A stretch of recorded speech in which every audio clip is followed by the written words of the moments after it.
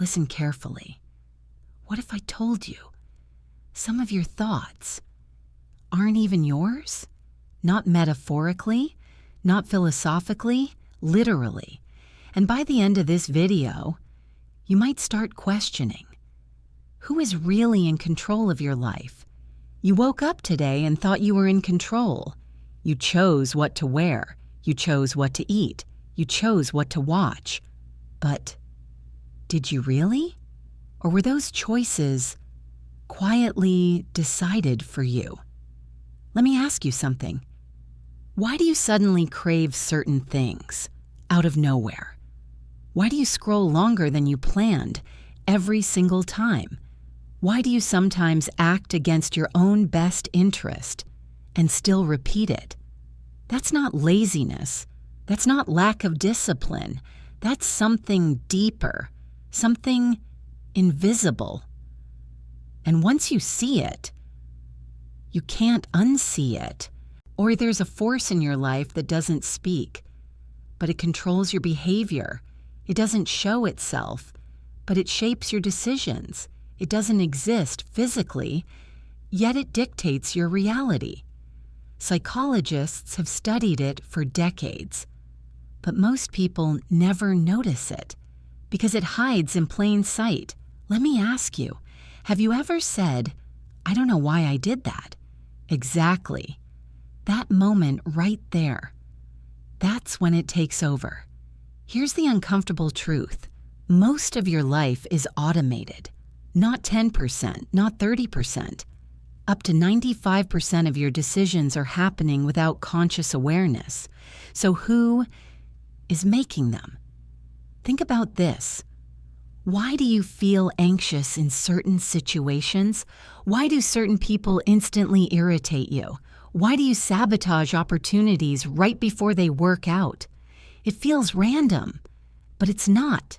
It's patterned, programmed, and most dangerously, predictable.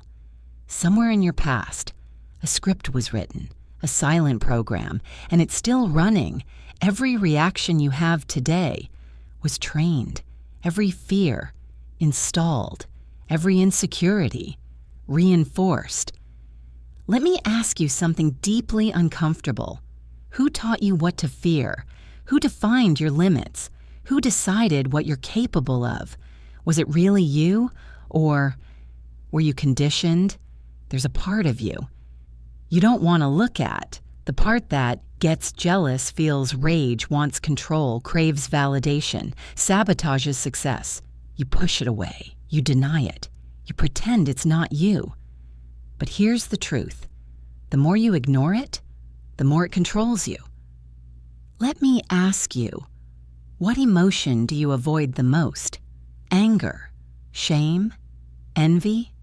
Because that emotion might be the one controlling your life the most. Have you noticed this pattern? You promise to change. You start strong. Then suddenly, you fall back again and again and again. Why? Because you're not fighting habits. You're fighting something deeper, an identity loop, a hidden script that says, this is who you are. So even when you try to change, something pulls you back. Let me ask you, what's the one pattern in your life you've tried to break, but never could? If what you're hearing feels uncomfortable, good. That means you're starting to see it, and most people never do. So before we go deeper, subscribe, because the next videos will break down the exact mechanisms controlling your mind and how to take it back. But only if you're ready to face what most people spend their entire lives avoiding. Now, let's go deeper. You think you're thinking freely, but you're reacting to everything around you. Your phone, your feeds, your notifications. Your environment is not neutral. It's engineered to shape you. Let me ask you, why do you feel restless when you're not on your phone? Why do certain content types pull you in instantly? Why do you compare yourself without even trying? Because something is constantly feeding your mind. and your mind is absorbing it without permission. There's a voice in your head. You hear it every day. It tells you things like, "You're not good enough. Don't try. You'll fail. They're better than you." But here's the disturbing part. That voice is not originally yours. It was built and from experiences, from people, from past moments. So let me ask you, if that voice disappeared today, who would you become? Control doesn't disappear suddenly. It fades, quietly. You don't notice it until you waste hours without meaning to. You react emotionally without thinking. You repeat behaviors you hate, and then you ask, "What's wrong with me?" Nothing is wrong with you. You're just not fully in control. Here's the turning point. The moment everything changes. Not when you fix your life, not when you gain discipline, but when you notice the pattern while it's happening. That moment when you catch the thought, you question the reaction, you pause instead of reacting. That's the first time you take control back. Let me ask you, when was the last time you paused before reacting? Breaking the control. You don't break control by force. You break it with awareness. Because once you see the pattern, it loses power. Not instantly, but gradually. The invisible becomes visible. And once it's visible, you can change it. Here's the truth no one tells you. You're not fully in control, but you can become more in control than you've ever been. Most people never question their thoughts. They live on autopilot forever. But you're starting to see it. And once you see it, you can't go back. Your triggers are not random. Think about the last time you overreacted. Not just reacted, overreacted. It felt instant, automatic, uncontrollable. But here's what you didn't see. That reaction was triggered, not by the present moment, but by something older, something buried. Let me ask you, why does one small comment ruin your entire mood? Why do certain tones, words, or situations hit you harder than they should? Why do you feel attacked, even when no one is attacking you? Because you're not reacting to now. You're reacting to stored emotional memory, and that memory is still controlling you. You say, "This is just who I am." But is it? Or is it who you were shaped to become? Your personality, your likes, your fears, your confidence level. All of it was built, layer by layer, experience by experience. Let me ask you something uncomfortable. If you were raised in a completely different environment, would you still be the same person? If different people spoke to you growing up, would you have the same insecurities? If your past changed, would your personality still exist? So then, who are you really? And how much of you was chosen? Here's where it gets disturbing. You don't just have these hidden patterns, you protect them, you justify them, you defend them, even when they hurt you. Let me ask you, why do you keep returning to things that damage you?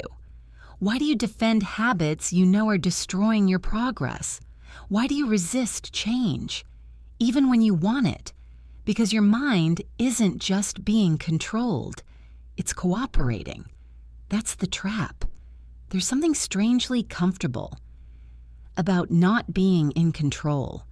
Because if you're not in control, you're not responsible. Think about that. If your behavior is automatic, if your reactions are just who you are, then you don't have to change. You don't have to face anything. You don't have to grow. Well, let me ask you, what if part of you doesn't actually want control? What if part of you wants to stay exactly where you are? You think you're stuck because you lack discipline, you lack motivation, you lack clarity. But what if that's not true? What if you're stuck because something inside you is keeping you there? Every time you try to move forward, it pulls you back. Not loudly, not obviously, but consistently. Let me ask you, what's the one area of your life where you feel completely stuck, no matter how hard you try? Now ask yourself, what part of you benefits from staying there? There are two versions of you, the one you show the world and the one you hide, the controlled and the controller.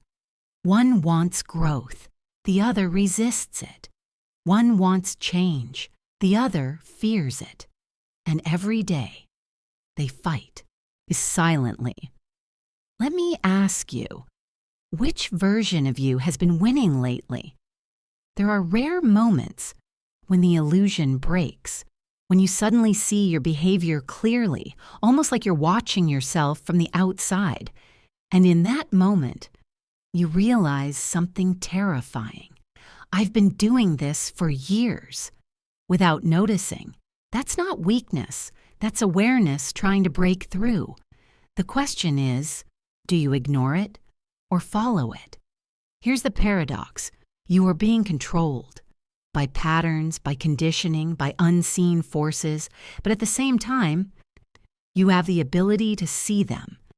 And the moment you truly see something, it changes, because control only works when it's invisible.